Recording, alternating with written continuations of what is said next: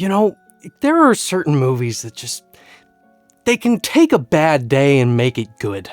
A lot of the time, remakes can do the polar opposite of this, and I'm not going to sit here and pretend that the 2006 remake of The Wicker Man is a good remake, or even a good movie for that matter, but I'm also not going to sit here and pretend with some feigned film critic lens that I don't watch this movie at least once a year, and that I don't cherish it with all my heart. What's in the bag?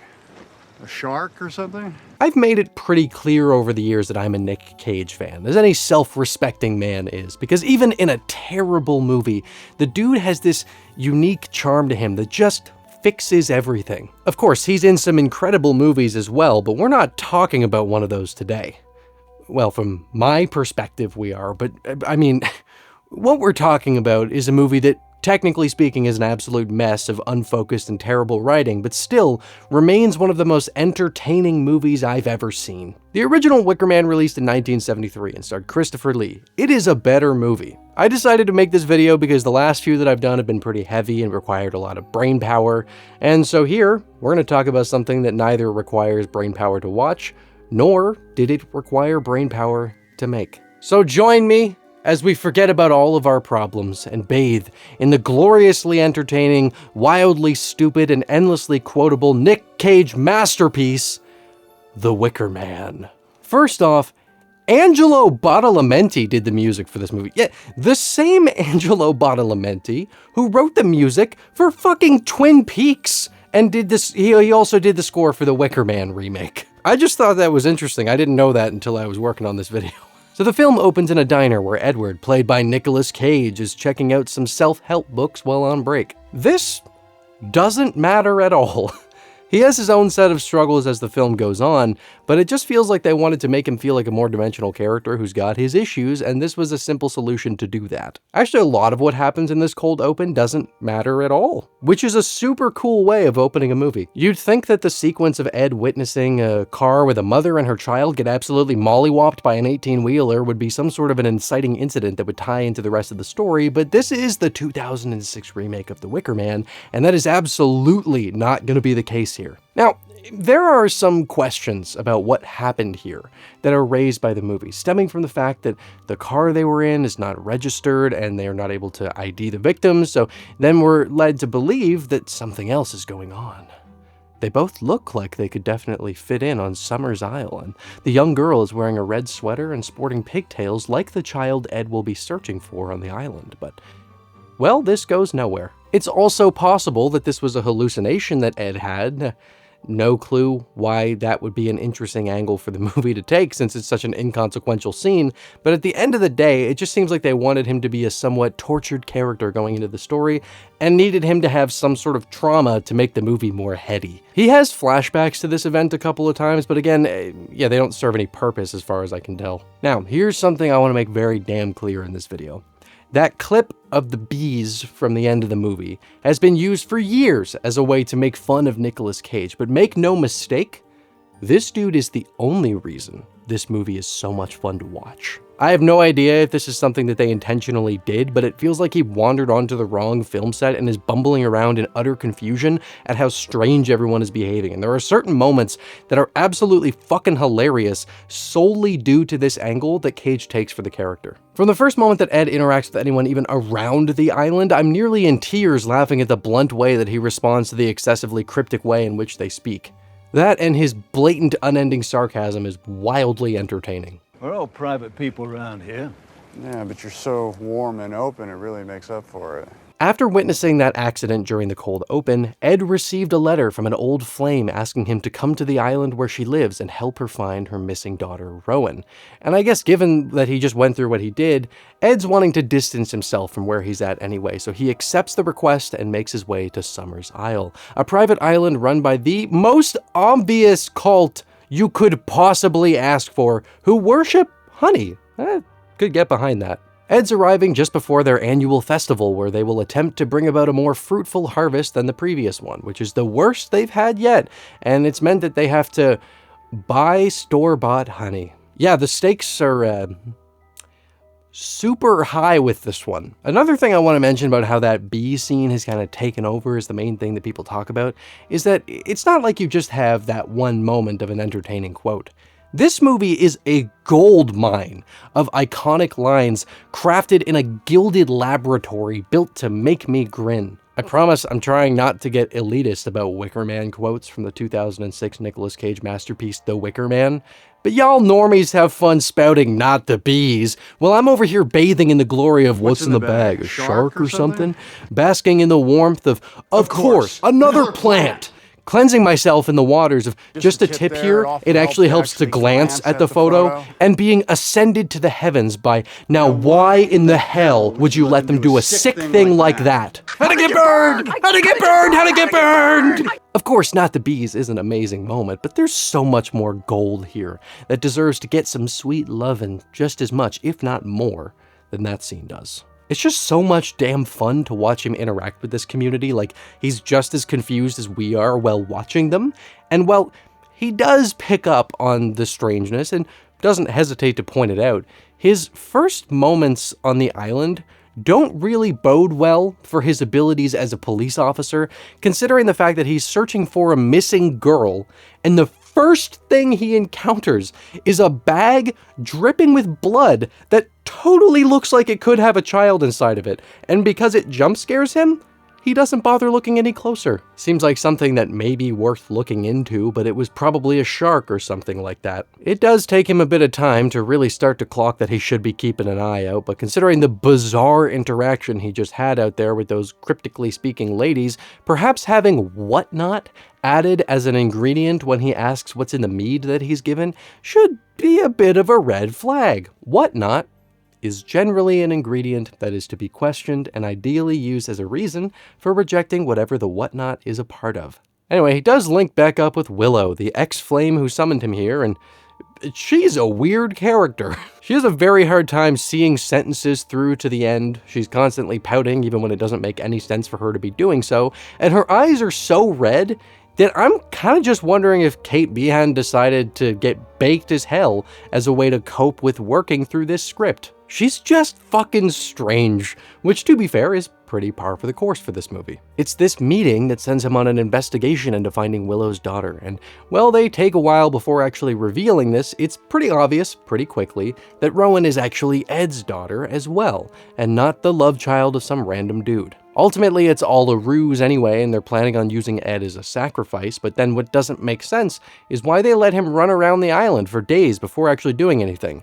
There's no cell service, sure, but it just seems like a bad idea to welcome a police officer onto your island with the intent to kill him, and then instead of either inviting him like right before the ritual or holding him captive somewhere from the moment he arrives, you give him lots of time to look into the creepy shit you're doing. Obviously not much would have happened in the movie if they'd gone that route, but it still doesn't make sense. That's not the biggest problem in their plan here, though. Did they forget that the letter they apparently all wrote for... That's a weird detail. At the end, they're like, we all wrote the letters. Like, what? How did you do... Did you each pick a word? Did you each pick a letter? What do you mean you all wrote it? What the fuck does that mean? Anyway, they sent this to Ed, and it literally has the name of the island where he's going to be disappearing on. Like, he takes time away from where he works to go investigate this and fills his boss in on... Actually, yeah, let's frame this properly. Ed went to his boss at the police station and said that he needs to go investigate a missing persons case on a secluded island at the request of an ex who lives with the isolated community on said island, and then he doesn't return, and they never hear anything from him again. Does that not seem like the type of situation that may lead the police force to investigating this island, where one of their officers was suspiciously lured and then disappeared? Like, look, man, you only had to deal with one dude here, but these people don't exactly seem equipped to deal with the kind of thing they're absolutely gonna be facing. This seems like the kind of plan that essentially guarantees that they'll get caught for doing what they did. Well done. Instead of trying to be as efficient as they possibly can be to give themselves as much time as possible to cover up their tracks, they just let Ed go around, running, gathering up evidence for a few days while they drug him with whatnot and cause him to have some weird hallucination sequences that really don't matter at all, while the movie continuously hops back to that opening scene that truly has nothing to do with anything that happens for the rest of the runtime. Part of me wondered if these two were in on what happened, like maybe they were a part of the community or something like that, but I have no idea what this accomplishes, and if they are, surely there was a smoother way to do whatever the hell they were trying to do here. Now I know they're not concerned about him finding the truth since they're planning on killing him anyway, but considering they do try and hide things from him the entire time, you'd think that they put a little more effort into the lies they come up with. Like they didn't even bother attempting to erase Rowan's name from the attendance list in the class, or rearrange the desks so that the only empty one would be less conspicuous. The moment that the cops inevitably come onto the island once Ed doesn't return within a reasonable time frame, these people are gonna get caught because they'll probably just leave the burned remains of the Wicker Man up on the hill with his body in the rubble and think because he's under one layer of ash, they'll never get caught. So yeah, the big thing that makes this movie entertaining is Nick Cage, but outside of that, it's just so fucking weird that it's almost fascinating to think about what the thought process was behind some of the decisions that they made. There's a lot that's here that feels like it's only here because the writers thought oh, well, that's what you do in horror movies, like those random dream sequences that he has and the cold open, but it goes beyond this. The twin oracles are a big one for me because, well, this is a theme, they don't do anything the whole time. They're like the most archetypal oracles you can imagine, both being blind and speaking cryptically in unison, but they never give any insight into anything. They're just here because weird cult movies have oracles in them, so we have to include them. At the risk of repeating myself, it truly does feel like Nick Cage wandered into a movie that not even he is capable of comprehending. Almost like the movie is some meta storyline where a normal dude is thrust into a comically bad attempt at a horror movie. When you have moments of characters slipping hints about what's happening to normal conversation in the most blatantly suspicious manner possible, there's just no chance you can buy any of it. But it still manages to be enjoyable because of Ed's reactions to all of it. Like this scene is a great example of that, where the teacher is talking about Rowan and says she'll burn to death, and then when Ed's like, what was that? She's like, oh, she burned to death. Like, first of all, there's no fucking chance in hell that you did that by accident. That was not a slip up, that was intentional. Which is funny, but it's even funnier because it's not like it's foreshadowing some dark finale where Rowan has been held captive and is sacrificed by the end of the movie or anything. She's not in any danger at all. Obviously, they're attempting to mislead him about what's going on, but there's no purpose to this kind of thing. Like, it genuinely changes nothing, and at this point, just feels like they're having fun messing with him, which, yeah, I mean, alright, fair enough, I guess. Maybe that's the point of this, but so much of the movie is made up of this sort of thing that it makes a lot of the script feel like pointless padding that's just going through a list of stuff that the writers figured was in horror and mystery movies and just added it without actually considering the purpose of these elements. Let's get a little more scene specific for a moment, because the classroom scene in this movie is a work of divine art. Divine, whatever. I'm talking about The Wicker Man, who gives a shit. A true, gilded moment in film history, to be studied alongside the likes of the Bell sequence in Andrei Rublev, the mirrored monologue and persona, and the final haunting moments of Seven Samurai. Phallic symbol, phallic symbol. It's so good. This is, of course, where we have that wonderful detail of them not going so far as to erase Rowan's name or move her desk out of the way. But it's also a treasure trove of quotable lines. I'm just up here to find a missing girl whom people are pretending doesn't exist. The sweet sarcasm. The wonderful sense of him being past confusion, reaching exasperation in the face of the fucking weird way that everyone acts for no goddamn reason. The way he points at her desk can only be achieved by those in the upper echelon of the art of acting. It's all incredible. Also, what I was saying about the oracles serving no purpose and feeling like they're only here because that's what's expected kind of applies to something here, where Ed opens Rowan's desk and finds a crow inside, which the girls say they just put there to see how long it could stand it. Now we get a beautiful line out of this. Now, why in the hell would you let them do a sick thing like that? But here's what I want to know. What the fuck? Like, actually, why? This is just here for jump scare purposes. I want to sit down and have someone explain to me in detail why this matters. Is it just meant to show these people are being raised to be violent and callous? I mean, I guess so, but like, this is how you want to go about that? I feel like these kinds of movies are more interesting if this sort of behavior isn't so out in the open, like the vile acts committed or these hush-hush secrets that they want to keep on the down low. This is just blatant, and it seems like they wanted a jump scare, so they went for the classic bird jump scare. It's just a confusing scene from the moment we walk in on them reciting the phallus chant through the horrible lines, the wonderful point, the stupid jump scare. It's really good stuff. As much as I would love it if a phallic symbol was just some random bullshit that they never explained, it unfortunately is a part of the story, so I guess we should touch on that. This community isn't only going wild for some honey, but if you've noticed, all of the people who speak in the movie have been women. And that's because the men here aren't much more than semen extraction units. You'd think that maybe this movie would approach that as a way to try and explore the treatment of women in society, and more specifically in these sorts of hyper-religious communities where they're often forced into a life solely intended for raising children and taking care of the household. Breed mayor type shit. But, say it with me. They don't do anything with it. It feels like maybe that was the original idea behind this decision, but it doesn't amount to anything. The dudes just mumble a couple of times and don't help him, but there's nothing of substance to it. It's just funny. Don't be afraid.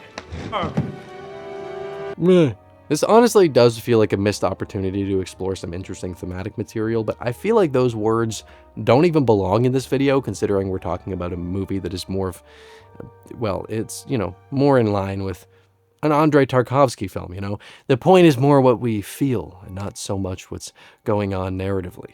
I'd personally argue that nothing in Tarkovsky's body of work even grazes on the mastery of the Wicker Man, but that's something I'll talk more about in the Nick Cage versus Andrei Tarkovsky video I've been working on for the past 3 years. While we're on the topic of movies that feel rather dreamy, you know how dream sequences in horror are usually just ignoring excuses to slip in cheap scares without needing to commit to the consequences that would come of them so the story can progress uninterrupted while the movie double checks to make sure that the audience is still watching? Well, not only does The Wicker Man contain a number of dream sequences, it has perhaps the funniest double dream sequence I think I've ever seen.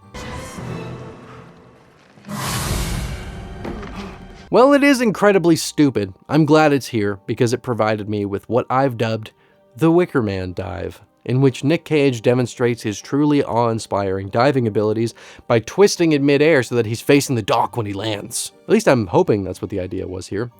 Or not. Might even be funnier if this is just how he dives. Another really fascinating thing about this movie is when you get to the point where Ellen Burstyn suddenly shows up. Yeah, that Ellen Burstyn. The one who was in the fucking Exorcist and Requiem for a Dream. A brilliant actor. I understand why she accepted her role in The Exorcist Believer, since they agreed to give her a crazy good paycheck that she wanted to use towards a massive scholarship for actors. She's a great person, an incredible actor, a true philanthropist, a passionate artist, and it made sense that she took on the role in Believer, even though her role in that movie, oh my god, it's terrible.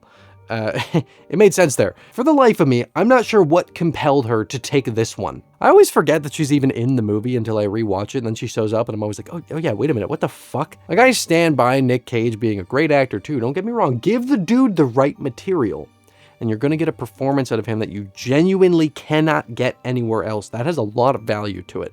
But he's also someone who's willing to take on pretty much any role, so it doesn't feel out of place to see him in something like this. Ellen Burstyn, though? How the fuck did this happen? She's basically the queen bee, if you will, and, well, that's about all there is to say about her. They didn't do anything in this movie. She's the head of the honey cult and does pretty much precisely what you'd expect to see from a character like that. Speaks ominously, is super confident, and, oh yeah, right, there's also the reveal that Willow was actually her daughter. Right on. My favorite thing about her is the insanely corny transition through the bright light that they use to introduce her. It's just good fun. For whatever reason, Ed's safety bells are not ring-a-ding-dinging when she's completely chill with him digging up Rowan's grave to go look for evidence, which you'd think would have been a pretty big red flag that maybe there's something else going on here, and doing that isn't actually a good idea. And that's not to mention the fact that they lock him down in a thing full of water when he goes looking there, which very easily could have killed him, despite them needing him for the ritual that they'll be performing. I truly wonder if there was a single script edit during the process of writing this movie to make sure that shit like this doesn't happen. My brain's frying.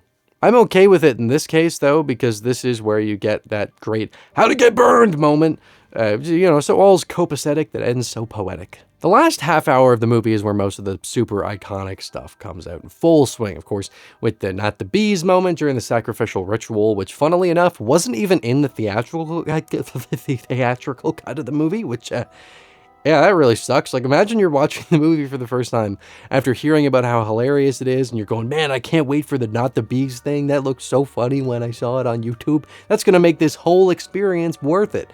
And then you finish the movie having never heard it. I actually think the first time I saw the movie, I may have seen the theatrical version, and I was like, what the fuck, dude? They marketed the unrated cut as having a shocking alternate ending, not seen in theaters. And honestly, I'm kind of lost as to why anything needed to be cut. I'm aware that Canada is a lot lighter on ratings than the US is, and maybe in 2006, seeing him get his legs broken like this and getting bees poured on his head would have gotten them an R rating in the US, and they wanted to avoid that or something like that, but it's not like anything super crazy. Oftentimes people seek out the unrated cut of a horror movie because it's where you get the most intense and brutal version, but here, you just do it so you get the funny line. Oh, no, not the bees! Not the bees! The unrated cut is also missing a scene that was in the theatrical ending, and I'm assuming that the reason that this happened is because this theatrical ending of James Franco being wooed into being the next sacrifice was probably done as a reshoot after they were forced to cut some stuff. It's a stupid scene that adds literally nothing, so I'm glad that it's not in the version I own, but it's kind of interesting that the theatrical version has an entire scene that's absent in the unrated cut. Anyway, the whole thing is unfortunate for Ed, but the last half hour is extremely fortunate for us because it just feels like at this point he's accepting the absurdity of his situation and is fully embracing it. He's over all of this cryptic, corny bullshit, so he just fucking rocks people in the face, kicks them against walls, chucks on a bear suit, and throws a mean right hook to save Rowan before it's revealed that she was also in on it. Whoa! All of this happens while the queen bee, or whatever the fuck her name is literally sporting Braveheart makeup, which is certainly an interesting creative decision. Really, it all just comes down to how fucking entertaining it is to watch him beat the shit out of people because he's just annoyed now. It's a seriously good time. I truly don't know how people manage to keep a straight face while shooting some of this. There's a super funny detail where Ed goes to shoot someone and realizes that he's got no ammo, and Willow pulls out all the bullets and just dumps them on the ground for dramatic effect, which, like, there's no actual reason she needed to bring these with her. This is what happened. She emptied his gun off screen at some point and then was like, oh man, I'm gonna look so cool when he tries to shoot his gun. I better make sure I bring them with me. The CGBs look terrible. It's nice to see that they did burn a practical Wicker Man. Ed dies, movie over. This is truly a fascinating experience. Make no mistake.